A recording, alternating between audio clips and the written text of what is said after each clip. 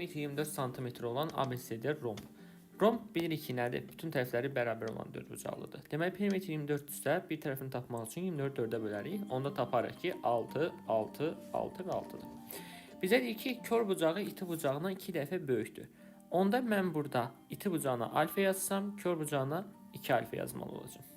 Və biz bilirik ki, rombda BC ilə AD bir-birinə paraleldir. Paraleldirsə, onda bu bucaqla bu bucaq nə olacaq? Daxili bir tərəfli bucaqlar. Onda bu ikisinin cəmi 180 dərəcəyə bərabər olmalıdır. Onda da ki, 3 alfa bərabərdir 180-ə, alfa bərabər olacaq 60 dərəcəyə. Bizim alfamız tapdıq ki, 60 dərəcə. Bir dəqiqə bunları təmizləsək. Buranı tapdıq 60 dərəcə. Bura 60-dırsa, bura olur 120 dərəcə.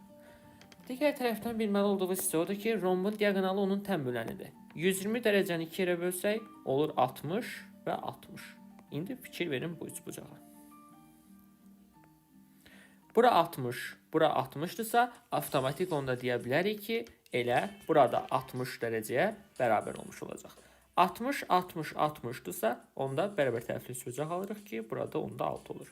Vəssalam. Bizdən nəyi soruşur? Üçbucaq ABD-nin perimetrini tapın. Üçbucaq ABD-nin perimetrini tapmaq üçün 6, 6, 6 toplamaq lazımdır. Bu deyir bizdə 18 cm cavab olur.